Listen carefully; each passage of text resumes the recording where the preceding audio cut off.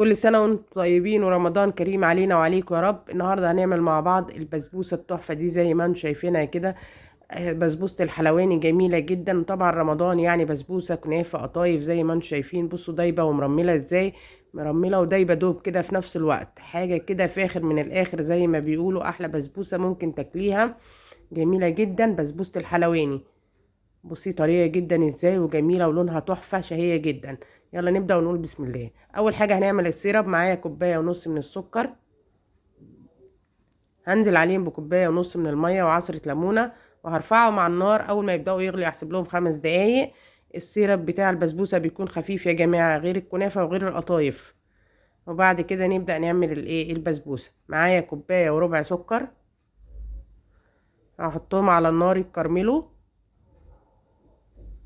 وبعد ما يتكرملوا على نار هادية يا جماعة، بصوا هما كده اتكرملوا معايا. هنبدأ بقى نعمل ايه، هنزل عليهم بكوباية مية، بس تنزلي بالراحة وتوطي النار وانتي بتنزلي كده عشان ما ايه ما تطرطش عليكي يعني. تقلبي كده بالراحة، هو هيفك مع بعضه. قلبت شوية سيبيه بقى، هو هيفك خالص وبعدين نشوفه مع بعض. بصوا هو كده قرب يفك خالص كده، يدوب السكر في المية زي ما انتم شايفين، بس يدوب خالص واللون بتاعه يكون فاتح، الكرمل بتاعه فاتح عشان ما يمررش معانا. هنزل بعد كده عليهم ب3 معالق سمنة، سمنة بلدي. طبعا لما فيش سمنة بلدي مفيش مشاكل خالص، ممكن اي سمنة تقضي الغرض يعني زي ما انتم شايفين كده. بس السمنة البلدي بصراحة في الحلويات بتدي طعم حلو جدا زي ما انتم شايفين. هسيحهم بس يا دوبك يفكوا كده في قلب السائل اللي احنا معانا كده زي ما انتم شايفين. وبعد كده نشوف هنعمل ايه مع بعض. هنزل عليهم بقى، هما كده فكوا، هنزل عليهم بربع كوباية جوز هند.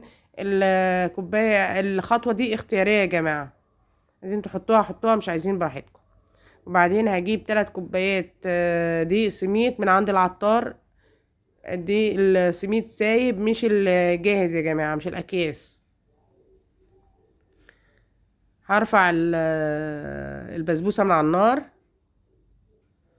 وهنزل عليها بمعلقة بيكنج باودر صغيرة. هقلب بقى الخليط كله كويس جدا لغاية ما يتجانس مع بعضه.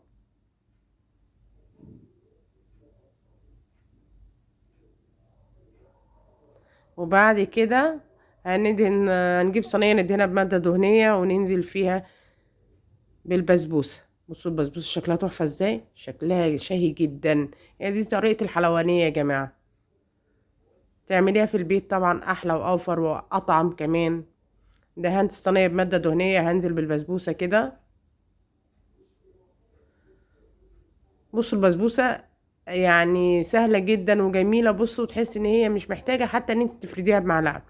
هنشوف دلوقتي مع بعض، ههز الصينية بس مش هنحتاج نفردها بمعلقة خالص يعني. بصي بهزها ازاي، ما حطيتش فيها معلقة عشان افردها.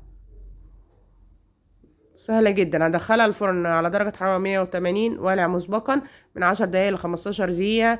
لو الوش محمرش هتولعي الشواية وبعدين تخرجيها.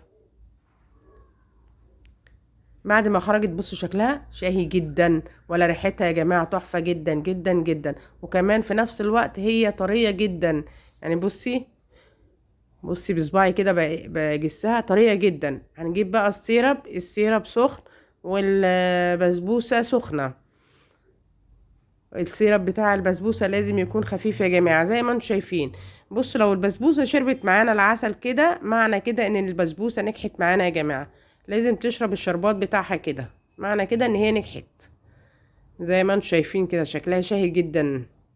طبعا أنا العسل كله ما اتحطش، فضل منه حبة فشلتهم على جنب. ممكن البسبوسة ما تحتاجش الكوباية ونص كلها فما تحطهمش يعني. هبدا اقطعها معاكم. بصوا ده يبقى دوب ازاي، مش متحمله خالص ان انت حتى تحطي فيها ال- السكينه اللي بتقطعي بيها. جميله جدا. بصوا شكلها ولا ريحتها، عايزه اقول لكم حكايه والله العظيم، طعمها وريحتها حكايه زي ما انتم شايفين كده. وكل سنه وانتم طيبين ورمضان كريم. بصوا بقى هبدا انزلها في طبق واقطعها معاكم اوريها لكم بقى قد ايه هي دايبه دوب وفي نفس الوقت مرمله ولونها تحفه جدا.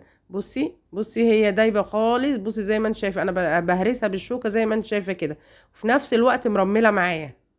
ريحتها بقى ريحه وطعم ولون جميله جدا بصراحه زي ما انتم شايفين. حكايه جدا. وكل سنه وانتم طيبين ورمضان كريم. والسلام عليكم ورحمه الله وبركاته.